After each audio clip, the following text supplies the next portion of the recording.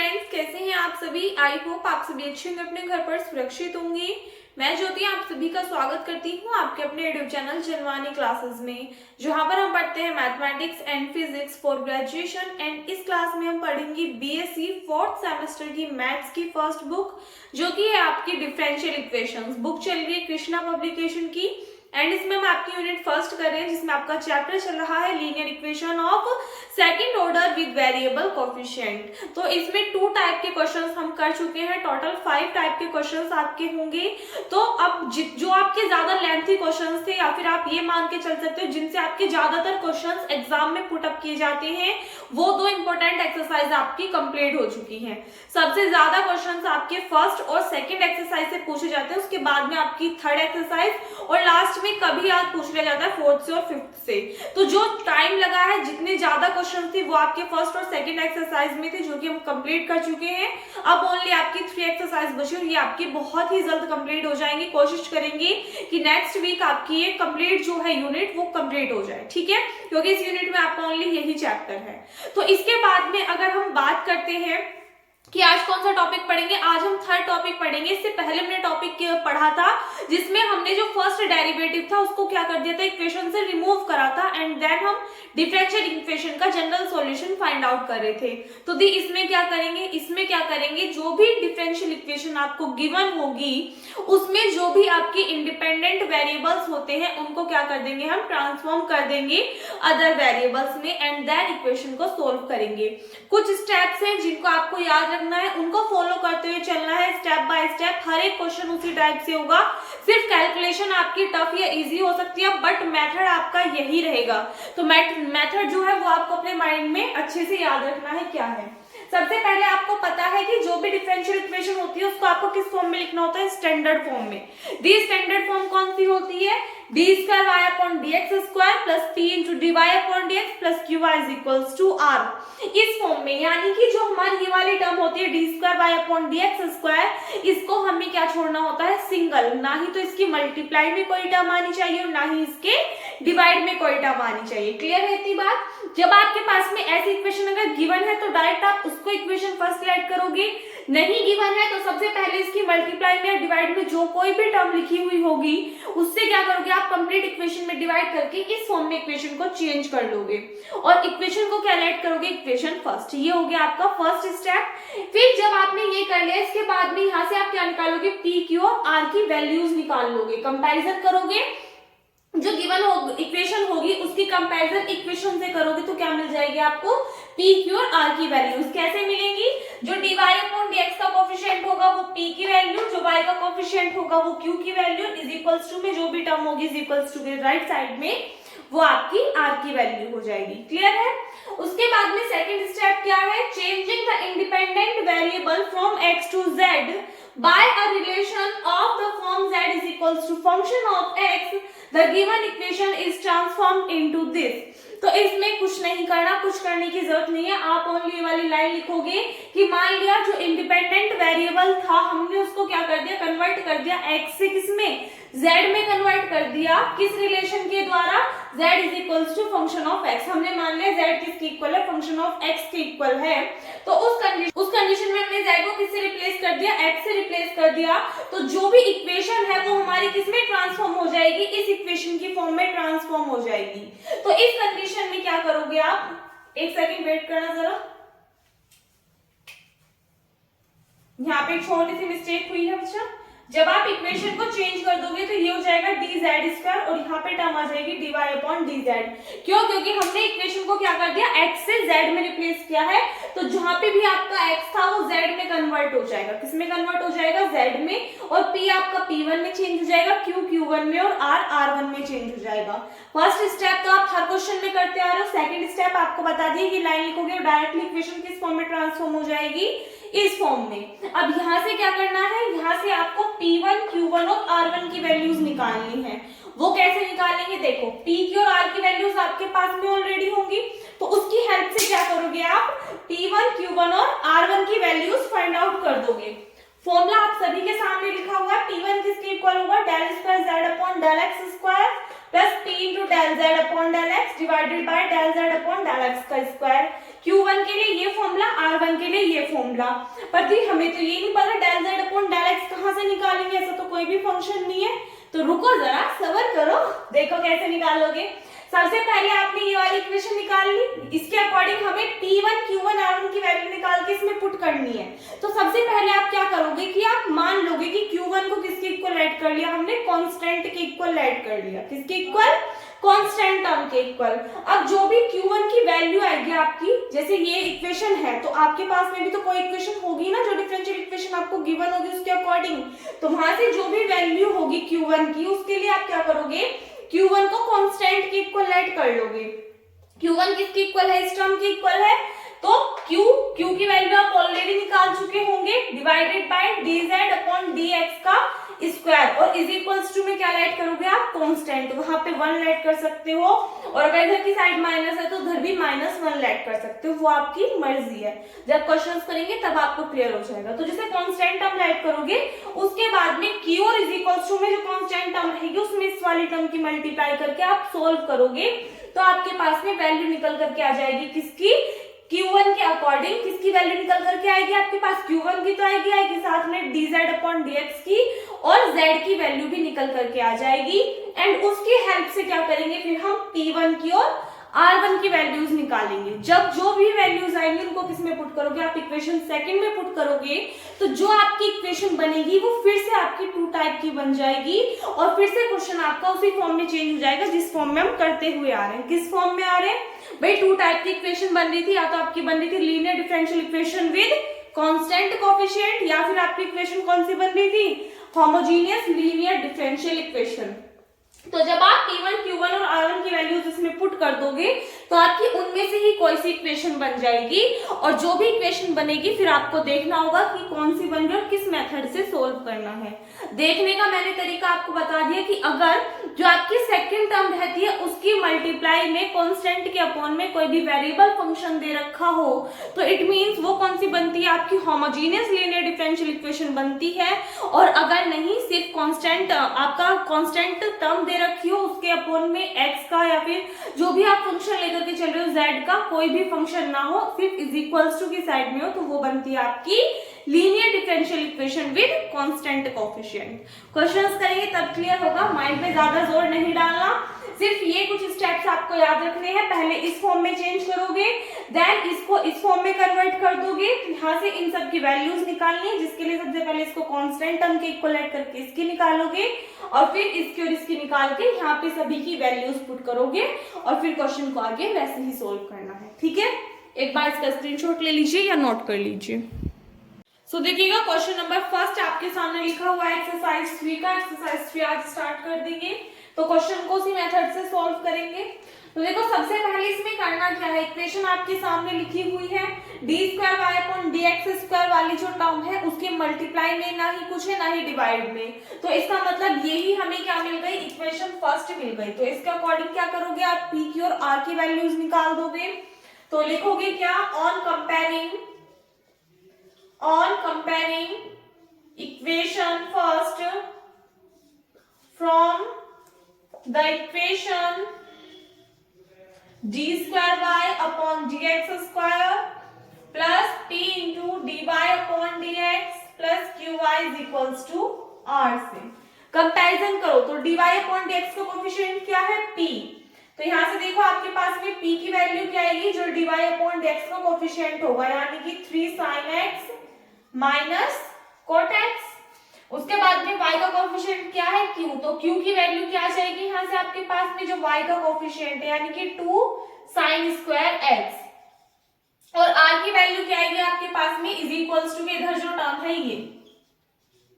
Clear है इतनी बात, p q r की वैल्यूज आ गई। अब हमें क्या करना है, जो गिवन इक्वेशन है उसको ट्रांसफॉर्म कर देना है अदर इक्वेशन में। तो लिखेंगे now on replacing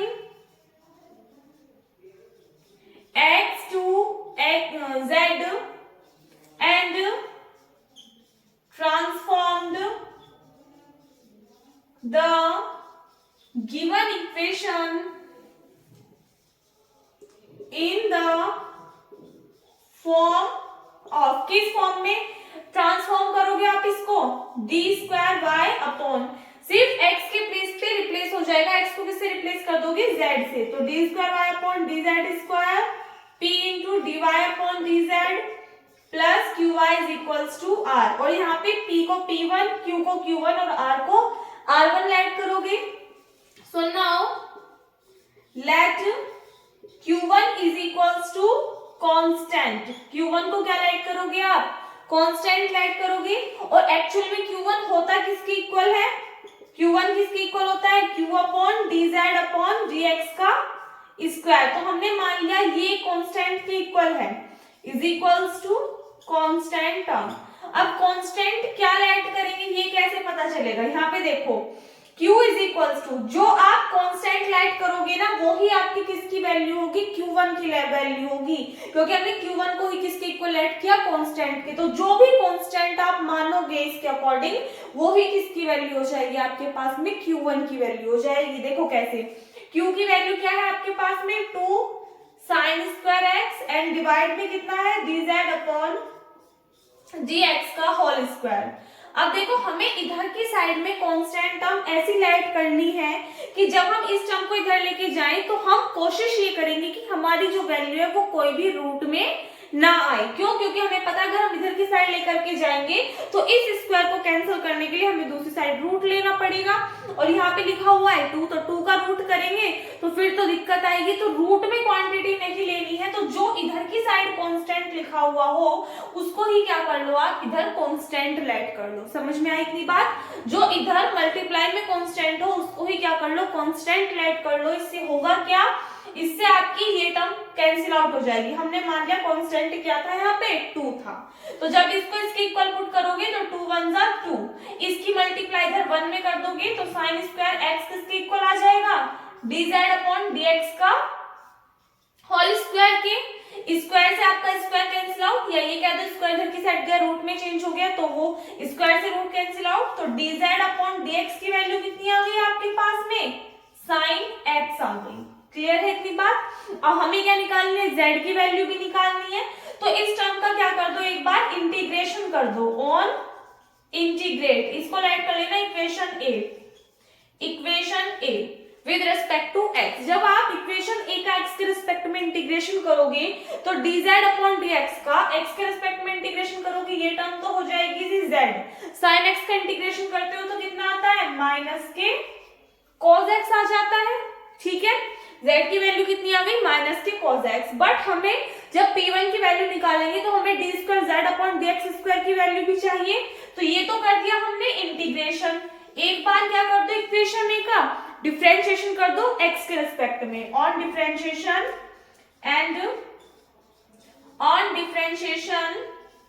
equation a with respect to x। तो जब आप इसका डिफरेंशिएशन करोगे तो ये टर्म हो जाएगी D square Z upon D x square, और साइन एक्स का डिफरेंशिएशन करोगे तो कितना आ जाएगा, कोस एक्स। तो आपके पास में वैल्यूज आ चुकी है z की, D square Z upon D x square की, और d z upon D x whole whole square की वैल्यू आपके पास में थी ही ऑलरेडी। Q1 की वैल्यू आ चुकी है 2, किसकी निकालोगे अब आप, P1 और R1 की वैल्यूज और निकालोगे। एक बार पहले इतना नोट कर लीजिए। सो यहाँ से आगे देखिएगा, नाउ किसकी वैल्यू निकालोगे आप, P1 की, तो P1 के लिए फॉर्मूला क्या था, याद करो D square Z upon D x square, तो D square Z upon D x square की वैल्यू कितनी आ गई, कोस एक्स। चलो पहले मैं फॉर्मूला लिख दूं, कभी आपको दिक्कत हो जाए, D square Z upon D x square minus P into next term क्या थी यहाँ पे, D z upon D x, और अपॉन में टर्म थी D z upon D x का होल स्क्वायर। अब इसमें वैल्यूज पुट करो, इसकी वैल्यू कितनी आई आपके पास में, cos x minus sine p, minus में यहाँ पे प्लस होगा भाई, p की वैल्यू क्या थी आपके पास में, देख लेना पीछे करके, 3 sin x माइनस के cot x, यही तो थी जो आपका dy अपॉन dx का कोफिशिएंट था, और मल्टीप्लाई में कितना है dz अपॉन dx, तो dz अपॉन dx की वैल्यू कितनी आई थी आपके पास में, sin x, ये हो जाएगा मल्टीप्लाई में, and divided by dz upon dx का होल स्क्वायर, तो इसकी वैल्यू क्या थी यहाँ से, sin स्क्वायर x थी। सोल्व करोगे, ये टर्म क्या है, cos x plus sin x के अंदर मल्टीप्लाई करो तो ये टर्म क्या हो जाएगी, 3 sin square x minus sine, ये देखो बच्चा यहाँ पे cot x है, तो cot x को आप क्या लिख सकते हो, cos x upon sin x। जब इसमें आप sin x की मल्टीप्लाई करोगे तो इससे आपकी ये वाले टर्म कैंसिल आउट, तो इट मींस यहाँ से कितना आ जाएगा, cos x बचेगा और डिवाइड में कितना चल रहा है यहाँ से, sin स्क्वायर x। तो cos x से आपका cos x कैंसिल आउट हो जाएगा, तो यहां से आपके पास में वैल्यू आ गई 3 sin square x upon sin square x। इससे ये टर्म कैंसिल आउट यानी कि 3। तो P1 की वैल्यू कितनी आई आपके पास में, 3 आ गई। P1 की वैल्यू कितनी आ गई, 3। Q1 की वैल्यू कितनी थी, 2। अभी किसकी वैल्यू और निकालनी है, R1 की निकालनी है। और ये वाली जो इक्वेशन थी इसको लेट कर लेना, कुछ भी इक्वेशन नंबर 2 लेट कर लेना इसको, ठीक है। तो इससे आगे देखो, रफ कर रही हूं मैं इसको यहां से। अभी किसकी वैल्यू निकालनी है, R1 की ओर निकालनी है, और R1 किसके इक्वल था, R upon d z upon D x का होल स्क्वायर। तो यहां से देखो R की वैल्यू कितनी थी, e to the power minus के cos x into sine square x, और d z upon D x whole whole square की वैल्यू क्या आई है, साइन स्क्वायर x। इससे आपकी ये टर्म कैंसिल आउट, तो इट मींस R1 की वैल्यू कितनी आ गई, e to the power minus के cos x लिख दोगे।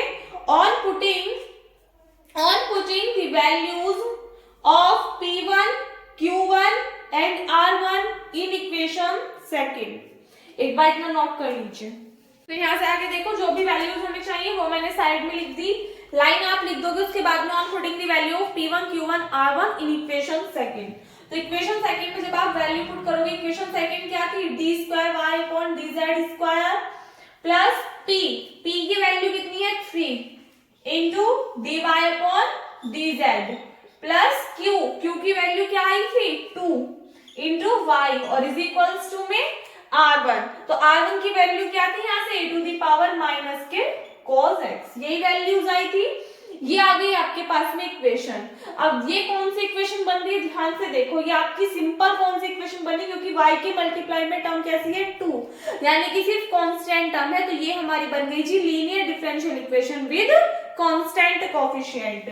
तो उस कंडीशन में इसको हम किस फॉर्म में लिख सकते हैं, यहाँ से देखो ध्यान से, डी स्क्वायर की फॉर्म में लिख सकते हैं, प्लस यहाँ से आपका 3 आ जाएगा, 3 और इनटू में इसके लिए d आ जाएगा और प्लस 2, और सभी में से बाहर कॉमन ले लोगे कितना, y, और इज इक्वल्स टू में आ जाएगा e to the power minus cos x। अब ये वाली जो टर्म आई है इसको कैसे लिखोगे, e to the power minus cos x। यहाँ से ध्यान देना, ये माइनस cos x है और यहाँ पे भी e to the power minus cos x है, तो इसको z में चेंज कर लो। तो माइनस cos x के प्लेस में हम क्या पुट कर सकते हैं, यहाँ पे z पुट कर सकते हैं, ठीक है इतनी बात। तो ये हमारी इक्वेशन आ गई, इससे क्या निकालोगे, auxiliary equation. The auxiliary equation क्या होती है, इस टर्म में d के प्लेस पे आप m पुट कर देते हो, तो कर दीजिए m square plus 3m plus 2, और किसके इक्वल पुट करोगे इसको, 0 के इक्वल। यहाँ से क्या निकालने हैं हमें, m के रूट्स निकालने हैं। क्वाड्रेटिक इक्वेशन बन रही है, सोल्व कर लोगे तो क्या आ जाएगी, m प्लस 1 और into m plus 2 is equals to 0। दोनों की मल्टीप्लाई करोगे तो ये टर्म आएगी, फिर से m स्क्वायर 2m और m कितना हो जाएगा ऐड होके, 3m और 2 1 2। अगर यहाँ से आप m की वैल्यूज निकालोगे तो एक तो आएगी -1 और एक क्या आएगी, -2। इससे -1 और इससे -2। सो नाउ क्या निकाल दोगे आप, यहाँ से CF निकालोगे। तो CF क्या होता है, C1 e to the power m1z, m1 की वैल्यू कितनी है, -1, और इनटू में कितना आएगा, z, plus C2 e to the power m2z, m2 की वैल्यू है -2 और इनटू में z। बट हमारा एक्चुअल में आंसर किस में आना चाहिए, x की फॉर्म में, तो इसीलिए z के प्लेस पे z की वैल्यू पुट कर दो। C1 e to the power minus z किसके इक्वल आ जाएगा, यहाँ से cos x के, प्लस C2 यहाँ पे to the power minus minus plus हो जाएंगे, हो जाएगा 2 cos x। ये किसकी वैल्यू आ गई, CF की, इज इक्वल्स टू के इधर 0 नहीं है, इसका मतलब हमें क्या निकालना होगा, यहाँ से PI भी निकालना होगा। तो निकाल दीजिए, PI किसके इक्वल होता है, जो आपने ऑक्सिलरी इक्वेशन निकाली उसके अकॉर्डिंग ये वाली जो इक्वेशन है ये 1 के अपॉन में आ जाती है, तो 1 के अपॉन में लिखेंगे। यहाँ से देखो ये वाली जो इक्वेशन है इसको लिखोगे d स्क्वायर प्लस के 3d प्लस 2, और इनटू में क्या आ जाएगा, q की वैल्यू जो इज इक्वल्स टू से इधर होती है, तो कितनी आ जाएगी, e to the power z। Solve कैसे करते हैं, जो भी यहाँ पे इस वाली टर्म का कोफिशिएंट होता है उसको किसके प्लेस पे रख दो, डी के प्लेस पे रख दो, बट कंडीशन क्या होनी चाहिए कि डिनोमिनेटर जो है, जो हर है, वो आपका 0 के इक्वल नहीं आना चाहिए। तो यहाँ पे देखो कितना है, z का कोफिशिएंट 1 है, 1 पुट करो तो 0 तो आ ही नहीं रहा, 0 नहीं आ रहा तो वैल्यू पुट कर दो, 1 अपॉन यहाँ पे 1 पुट करोगे, ये हो जाएगा 3 और plus 2 into e to the power z, तो 3 2 5 and 1 6, 1 upon 6 e to the power z, किसकी वैल्यू आई, pi की, बट ये भी z की फॉर्म में है तो इसको भी x की फॉर्म में चेंज कर दो, 1 upon 6 e to the power minus के cos x, तो यहाँ पे ये CF की वैल्यू, ये PI की वैल्यू, तो जनरल सॉल्यूशन क्या होगा, the general solution of the given differential equation, तो क्या हो जाएगा, y is equals to CF plus PI, values put करो, CF की वैल्यू कितनी आई है, C1 e to the power cos x plus C2 e to the power 2 cos x and plus PI की वैल्यू पुट करोगे 1 upon 6 e to the power minus cos x, that is our required answer of this question. तो ज्यादा कुछ भी नहीं है, easy से है क्वेश्चंस, हो जाएंगे आपसे, नोट करिए। इसके बाद में नेक्स्ट क्वेश्चन देखिए, क्वेश्चन नंबर 2 आपके सामने लिखा हुआ है, सेम उसी तरीके से करेंगे, यहाँ पे भी d square y upon D x square की, ना ही तो मल्टीप्लाई में कुछ है ना ही डिवाइड में, तो ये आ गई आपके पास में इक्वेशन फर्स्ट, इसकी कंपैरिजन करोगे तो लिख लेना अपने आप, on comparing equation first from this equation, तो आपके पास में वैल्यूज आएंगी, p की वैल्यू क्या आएगी, जो dy अपॉन dx का कोफिशिएंट होगा, यानी कि माइनस के 1 plus 4 into e to the power x, q की वैल्यू क्या आएगी, जो y का कोफिशिएंट होगा, यानी कि 3 into e to the power 2x, और r की वैल्यू क्या आएगी यहाँ से, e square into x plus e to the power x। Clear है इतनी बात। अब यहां से क्या करना है, हम इक्वेशन में क्या पुट करेंगे, on replacing x to z and transform the given equation in the form of, लिख देना आगे, ठीक है, किस फॉर्म में रिप्रेजेंट करोगे इसको, d square y upon x के प्लेस पे z रखोगे, p1 into d y upon d z plus q1 y is equals to r1। So यहां से आप लेट कर लोगे कि q1 किसकी इक्वल है, एक कांस्टेंट टर्म के इक्वल है, और q1 आपका किसकी इक्वल होता है, q upon dz upon dx का होल स्क्वायर, और इसको आप एक कांस्टेंट टर्म के इक्वल लेट करके चलोगे यहां से, तो यहाँ पे देखो q की वैल्यू क्या है आपके पास में, 3 into e to the power 2x, 3 into e to the power 2x है, तो यहाँ पे इसकी मल्टीप्लाई में कांस्टेंट लिखा हुआ है 3, तो हम जो कांस्टेंट ऐड करेंगे वो क्या ऐड करेंगे, अपने पास से 3 ऐड करेंगे, जिससे कि क्या होगा, 3 से हमारा 3 कैंसिल आउट हो जाएगा। तो यहाँ से आगे देखो, इसको किस फॉर्म में लिखोगे, 3 into e to the power 2x divided by dz upon dx का whole square is equals to 3, 3 1 जा 3। यहाँ से आगे देखिएगा ऊपर, e to the power 2x divided by, यहां से dz अपॉन dx का होल स्क्वायर इधर की साइड जाएगा मल्टीप्लाई में, जब इसकी 1 में मल्टीप्लाई करोगे आप तो ये टर्म आ जाएगी dz अपॉन dx का होल स्क्वायर। अगर हमें ये स्क्वायर कैंसिल आउट करना है तो स्क्वायर से आपका स्क्वायर खत्म, so it means dz upon dx की वैल्यू आपके पास में क्या आ जाएगी, e to the power x आ जाएगी। अब इसको लेट कर लोगे आप क्या, इक्वेशन a, और जो ये वाली इक्वेशन आई थी इसको लेट कर लेना इक्वेशन नंबर 2। इस इक्वेशन का एक बार डिफरेंशिएशन कर दो और एक बार इंटीग्रेशन कर दो। On differentiation equation a with respect to x के रिस्पेक्ट में जब आप इसका डिफरेंशिएशन करोगे तो टर्म हो जाएगी d square Z upon dx square is equals to, इसका करोगे तो ये टर्म आएगी। एक बार क्या कर दो, इसका इंटीग्रेशन कर दो।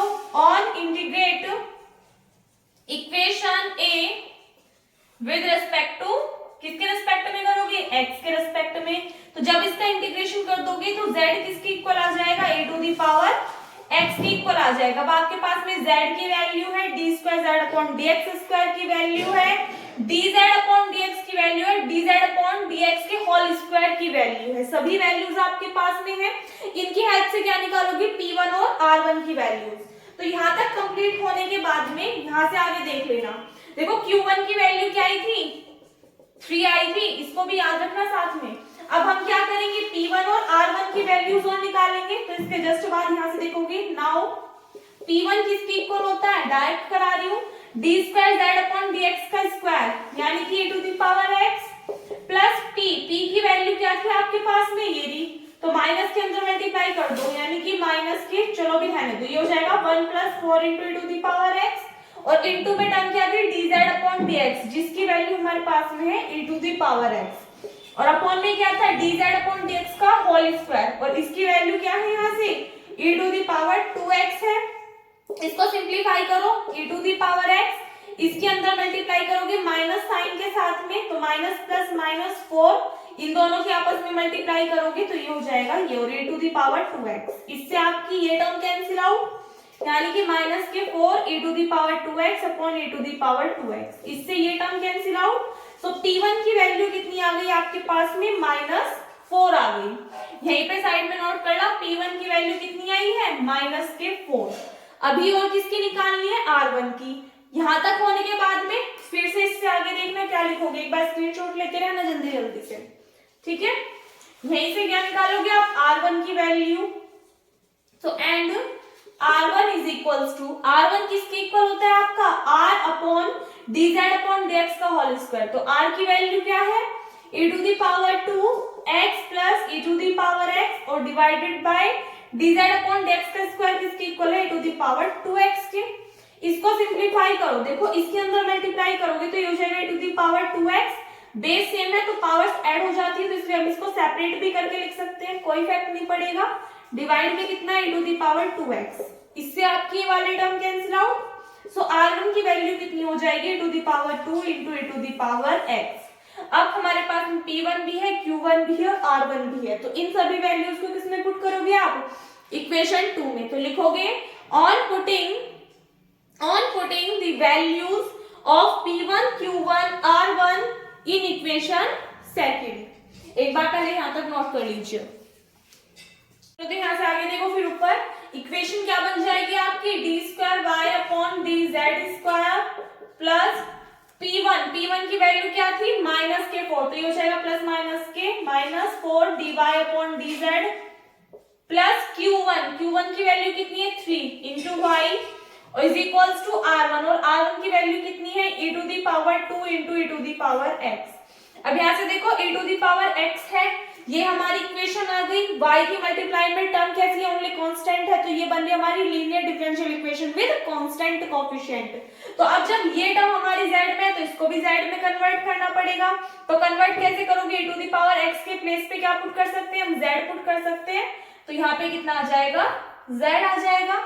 अब इस इक्वेशन को किस फॉर्म में लिख सकते हो आप, डी स्क्वायर माइनस 4d, यहां से आ जाएगा प्लस के 3 और बाहर कॉमन ले लोगे y is equals to e to the power 2z। इससे निकालोगे ऑक्सिलरी इक्वेशन। ऑक्सिलरी इक्वेशन आपको पता है, इस इक्वेशन में d के प्लेस पे m पुट कर दो, minus 4m plus 3 is equals to 0 put करोगे, तो यहां से इसके फैक्टर्स निकाल लो m के, तो क्या क्या आएंगे, m माइनस 3 m माइनस 1 आ जाएंगे इज इक्वल्स टू 0। दोनों को सोल्व करोगे तो m की दो वैल्यूज आएंगी, 3 और 1, या फिर आप बोल सकते हो कि 1 और 3 दो वैल्यूज आ जाएंगी। तो इसकी हेल्प से हम क्या निकाल सकते हैं, CF। सो नाउ CF क्या होता है, C1 e to the power m1z plus C2 e to the power m2z। z की वैल्यू पुट कर दो, z के प्लेस पे कितना आ जाएगा, e to the power x, C2 e to the power 3 into e to the power x। ये आ गई CF की वैल्यू। अभी और क्या निकालना है, PI यानी कि पर्टिकुलर इंटीग्रल। तो PI किसकी इक्वल होता है, 1 के अपॉन में लिखते हो आप किस इक्वेशन को, इसको, तो लिख दो d square minus 4d plus 3 और इनटू में क्या आ जाएगी, जो इधर टर्म लिखी हुई है। अब e टू द पावर की फॉर्म में है तो जो भी z का कोफिशिएंट होगा वो किसके प्लेस पे पुट करोगे, d के प्लेस पे। बट कंडीशन क्या है कि पुट करने पे डिनोमिनेटर आपका 0 नहीं बनना चाहिए। तो देखो रख के क्या आ रही है वैल्यू, 1 अपॉन d के प्लेस पे 2 पुट करो तो 2 का स्क्वायर 4, 2 4 जा 8 plus 3 into e to the power 2z, 4 3 7, तो 7 माइनस 8 यानी कि -1, तो यहां से टर्म आ जाएगी minus e to the power 2z। But हमारे पास में इक्वेशन जो टर्म आनी चाहिए वो x की फॉर्म में आनी चाहिए, तो यहाँ पे z की वैल्यू पुट करोगे तो pi की वैल्यू आ जाएगी minus e to the power 2 into e to the power x आ जाएगी। अब यहाँ से CF और PI को अगर हम जोड़ देंगे तो हमें क्या मिल जाएगी, जनरल इक्वेशन मिल जाएगी इस डिफरेंशियल इक्वेशन की। So the general solution of the given differential equation is y is equals to CF plus PI। तो y की वैल्यू कितनी आ गई, C1 e to the power C2 e to the power 3 into e to the power x, और इसमें PI add करोगे तो minus e to the power 2 into e to the power x, that is our answer। ठीक है, easy से question था, वैसे तो टफ बिल्कुल भी नहीं है, नोट करिएगा एक बार। देखिएगा इसके बाद में क्वेश्चन नंबर 3, 4 एंड 5 आपको होमवर्क से करने हैं। तीनों के आंसर नीचे लिखे हुए हैं, ठीक है। तो ये सभी क्वेश्चंस आप होमवर्क से कर लेना। अगर किसी भी क्वेश्चन में कोई भी डाउट आता है, कोई भी प्रॉब्लम आती है तो आप कमेंट सेक्शन में कमेंट कर देना, मैं दोबारा करा दूंगी। बट ऐसा नहीं करना कि एक बार करके देखा, कैलकुलेशन में मिस्टेक हो गई और दी हमसे नहीं हुआ। तीनों इजी से क्वेश्चन से आप इजीली कर सकते हो, ठीक है। तो इस वीडियो में बस इतना ही। आई होप आपको वीडियो अच्छी लगी हो। वीडियो अच्छी लगी हो तो वीडियो को लाइक कर देना, अपने फ्रेंड्स के साथ में शेयर कर देना। एंड आप में से कितने स्टूडेंट्स ऐसे हैं जो कि चाहते हैं कि केमिस्ट्री चले, 4th सेमेस्टर की स्टार्ट हो जाए, तो वो भी एक बार कमेंट करके जरूर बता देना। और अगर आप चैनल पर नए हो या फिर अभी तक आपने चैनल को सब्सक्राइब नहीं किया है तो प्लीज चैनल को सब्सक्राइब कर देना। मिलते हैं नेक्स्ट वीडियो में, तब तक के लिए घर पर रहिए, सुरक्षित रहिए। धन्यवाद।